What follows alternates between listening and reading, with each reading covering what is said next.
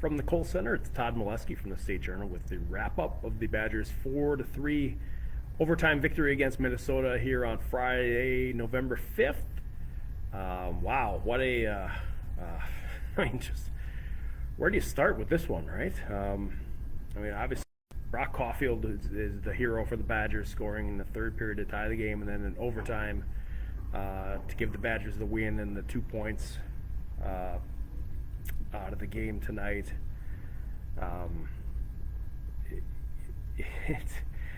But you keep going back to,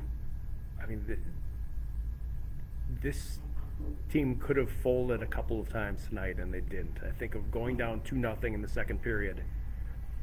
I think of the own goal late in the second period that made it 3-2 for the Gophers. And then the power play that didn't go well after that. So the Badgers are down 3-2 going to the third. I think many of us who have followed this team for many years can remember a few points, a few seasons where either one of those would have been enough to just kind of spiral things downhill for Wisconsin. And I didn't see that tonight. And to the contrary, I saw a pretty decent amount of resolve out of the Badgers to first come back from 2-0 down with 2 goals in 21 seconds. I mean, just 2 really good, really good plays there. A Corson Kuhlman's power play goal, which, power play goal, made the Badgers 2 for 28 on the season, right? So that's, something a little bit shocking, but and then the next shift, a really good forecheck by Tarek Baker and Liam Malmquist behind the goal gets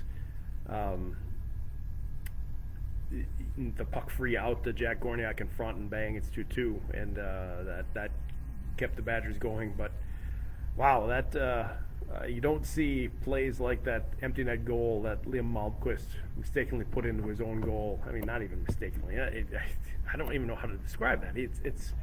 It's a fluke play. He's passing the puck back to the point under pressure, and it misses Josh S. at the point and goes directly all the way down, probably 140 feet, my estimate, and into the open net. Puts the Gophers ahead 3-2.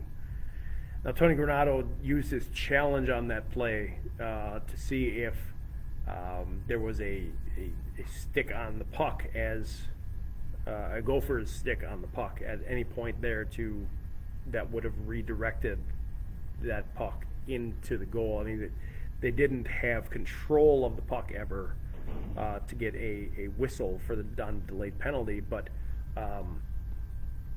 if there was some,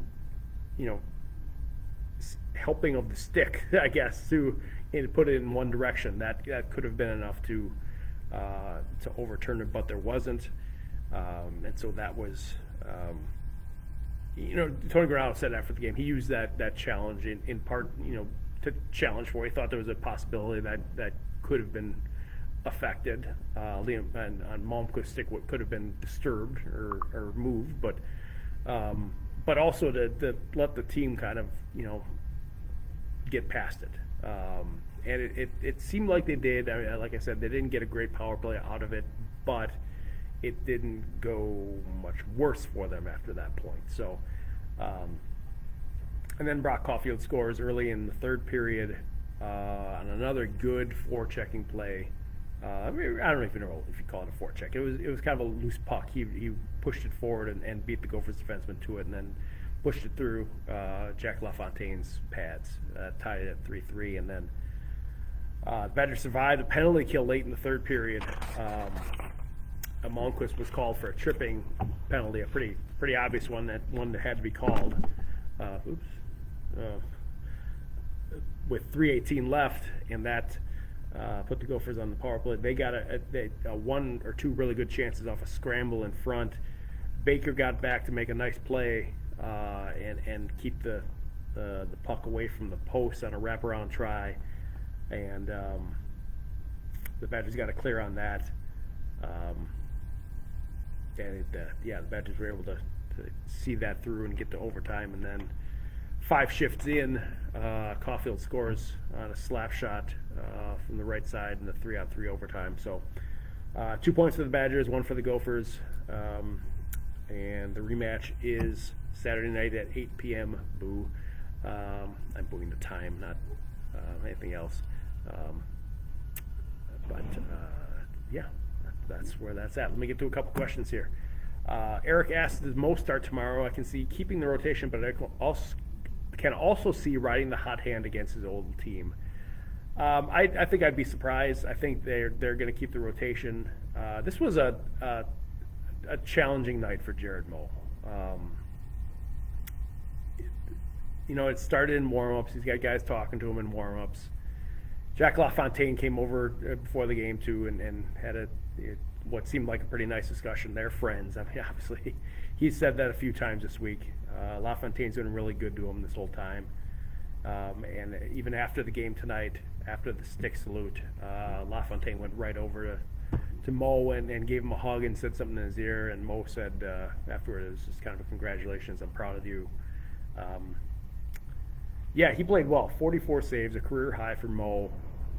But given that, I think maybe that's a reason why you go to Cameron Rowe tomorrow.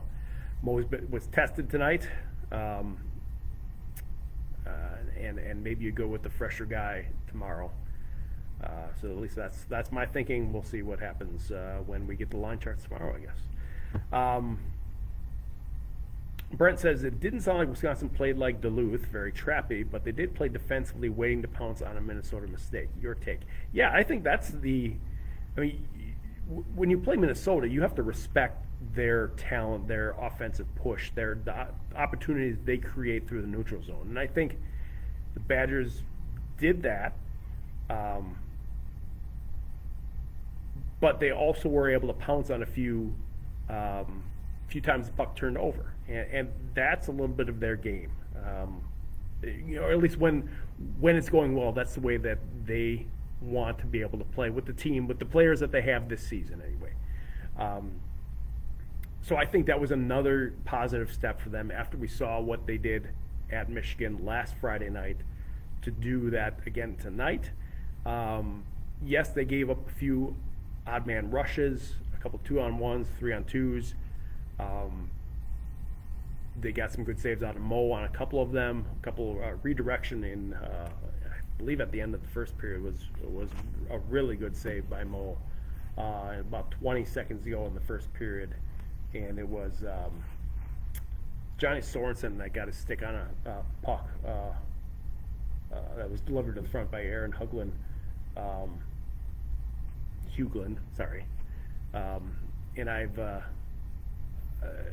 marked that one down as one to remember because he got his glove out on it. One that he had to be quick on and move. Kind of a reaction save. That was just one of the many pretty good stops that he had tonight. That one stood out in my head anyway. I pouncing on Minnesota mistakes. Yes, I think that's probably the formula if you just line up talent versus talent. If you don't have the same amount on your side, that's a pretty fair way to play. Is it pretty sometimes? No. Is it what the Badgers would have put out last season with Cole Caulfield and Weissbach and Holloway and Pelton Weiss? Probably not. I mean, sometimes that's the way it worked out, but you have to play with what you have, and I think that's the effort that it took tonight. Now, I hate to overlook, I didn't get this into the story, but I don't want to overlook the fact that the Badgers blocked 27 shots tonight, and that was a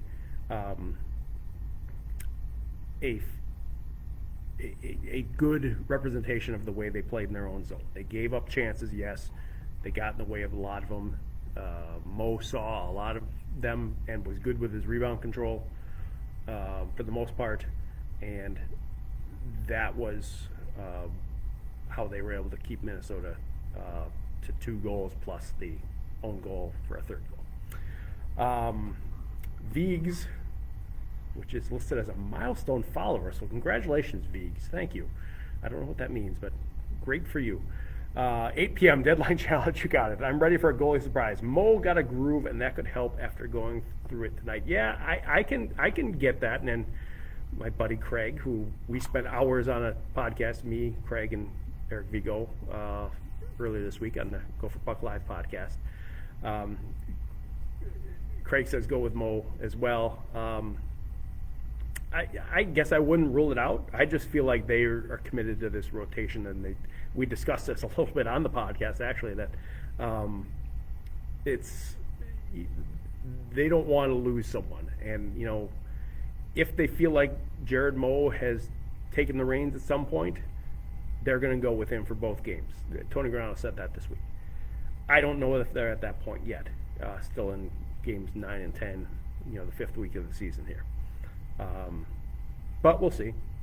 Okay. Viggs also says 3-on-3 basically doesn't mean much, but fun to watch. Yeah. I don't know how either side you wouldn't be entertained by that leading up to whoever scores at the end. That was some pretty good stuff. Now you can kind of nitpick on some of the there's a strategy to 3-on-3, and not necessarily holding the zone. Sometimes keeping possession, if it means you have to give up the zone and go back out and restart, so be it. There are a couple times where I thought tonight that that could have been handled differently, but you learn that as you go too. Last time I saw someone score on a rush with a slap shot in 1985. That had a old time kind of look to it, didn't it? As we're talking about 3-on-3, which you never would have seen back then with that much open ice. But yeah, that was an interesting thing to watch there. And I mean, I should mention too that the own goal, the Malmquist own goal, credited Brock Faber, who also got the penalty on the play, which is an interesting doubling up on at the same time. Not the first time I've seen that either. The Badgers women's team did that in a game a couple of seasons ago. That one was not directly off of a pass, so that was a pass off the boards that careened down ice, which is some impressive billiards play, I guess, to put that in your own net. But yeah, I think this is the first time in person I've seen one go directly off a stick all the way down ice into team's own goal. Anyway, Mike, anniversary follower, says for you, congratulations to you. Again, don't know what that means. How was the ice conditions? I'm going to have you jump in here at some point and answer that, because you're down there closer than I am. I didn't see any pucks, bouncing out of control. I guess that means it's good, right? All right, that's going to wrap it up for me here tonight.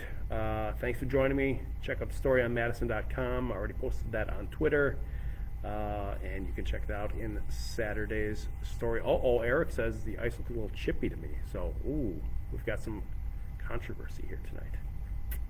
All right, well, you guys will have to work on that. All right, we'll see you tomorrow night, Saturday night, after the Badgers and the Gophers wrap up the series. Appreciate you tuning in, and we'll see you later.